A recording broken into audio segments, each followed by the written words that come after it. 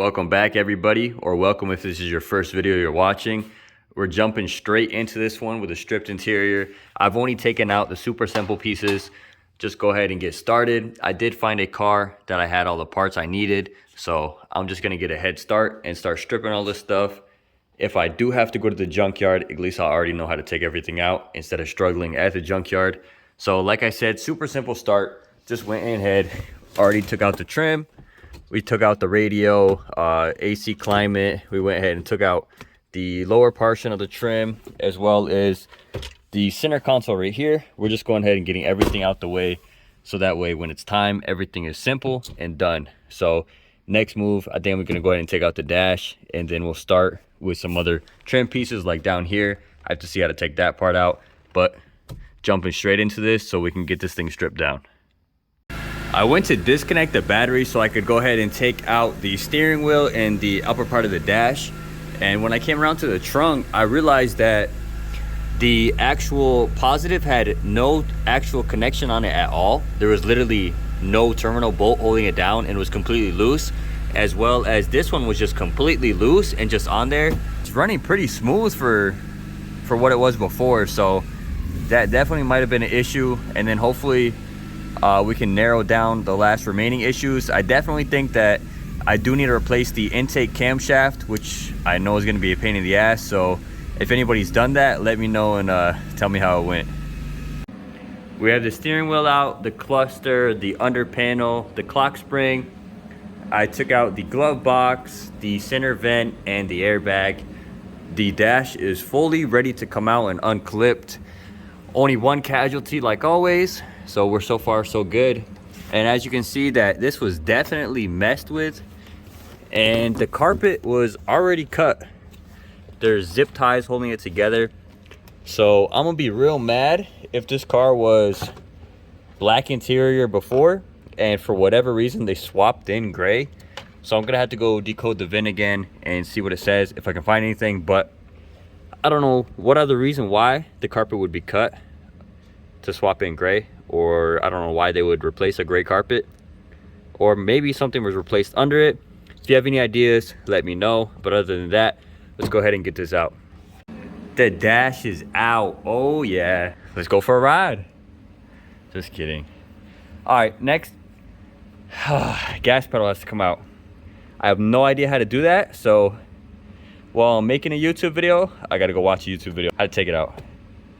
Other than that, seats, rear seats, door panels, and this piece of shit will be stripped. So I'm gonna go ahead and clean up what I can, but other than that, there's really not much since everything's being taken out. But obviously wipe down the dust, that way inside this car is as clean as possible, and we'll go ahead and get rid of the rest. We got to take out the last few bolts for the seat. We're in the back right now. Driver's seat is fully unbolted. I have to do this one and the fronts, but just doing the rears at the same time. Other than that, we have to dismantle the rear section, which would be just the rear seats and the bolts, take out the rear door panels, and then we could take out the final portion of this, and we should be able to just go ahead and take the carpet out. Just got to cut the zip ties. One more thing that I did notice, I don't know why they had all aftermarket wiring for a radio. As you can see, it's all the way ran through. So I don't know how. Well, I mean, for E39, usually when you run this, it's all aftermarket amps.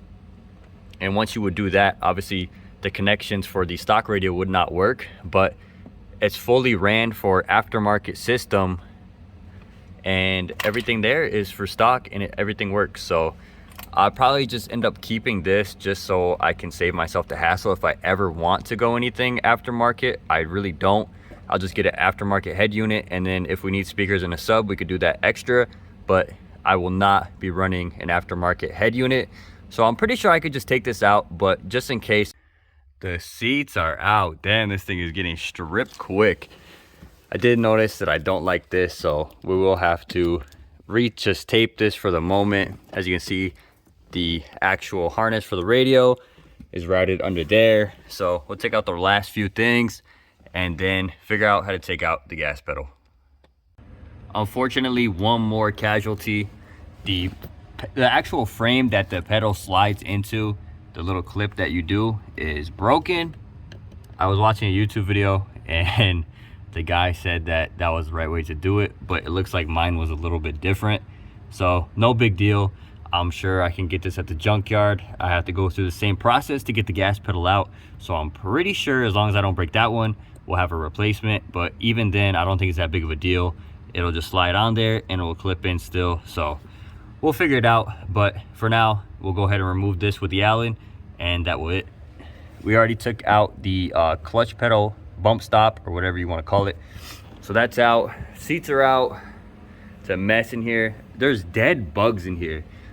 All over, there's dead bugs. So it's a good thing we're going through this. We'll deep clean this. I have a shampooer and a dry steamer, or whatever you call it, steam cleaner.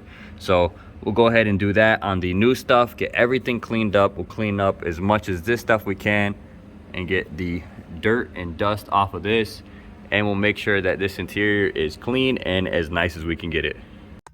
My favorite screwdriver just became a casualty to the seatbelt rod. These things are a pain in the ass to take out.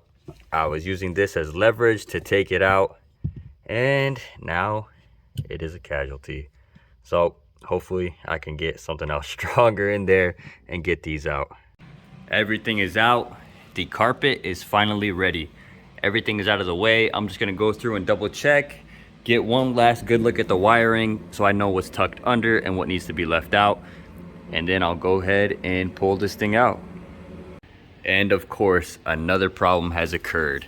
So with this side, this latch is completely out, and I don't believe that the actual locking mechanism is even there. So this seat folds, but it doesn't lock. There's nothing to lock to. So of course, another problem. I'll see if the junkyard has that. And then of course, it can't even be that simple. This side won't unlock. So the cable on this side is super loose and it wasn't even in place, and this side will not unlock. So I'm gonna have to climb back there and attempt to manually release it, and I'll see if I can get it. But I've already tried for a few minutes, so I'm gonna have to keep at it, and hopefully I can get it so I can get these rear seats out.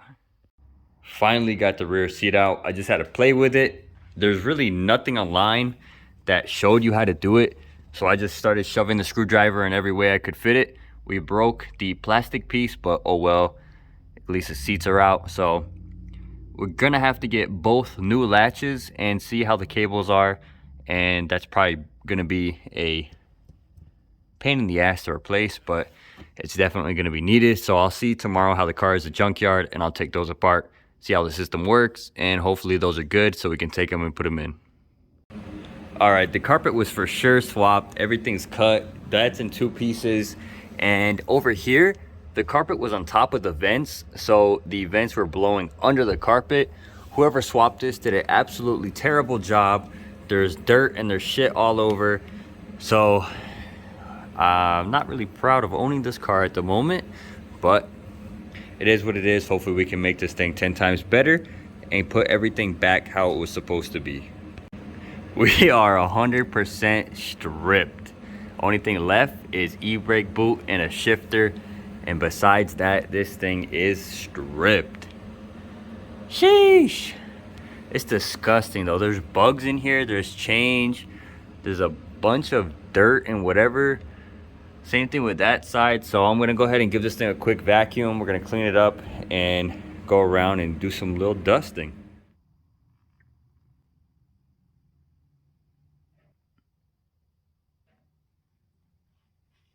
We're gonna go ahead and end this video off right here.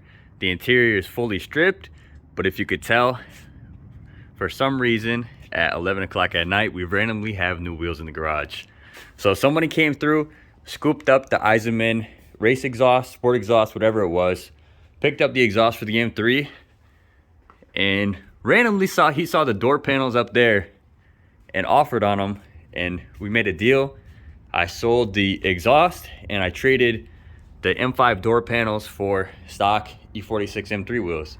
So if anybody knows BMW Isaac on Instagram, parts out E46 M3s, he just pulled up with one on a trailer to pick up the exhaust. If you need anything, I'll throw in his Instagram so you guys can hit him up in the SoCal area. Some parts I believe ship, So other than that, it's about it for this video. We'll come back tomorrow with a junkyard video and get what we need.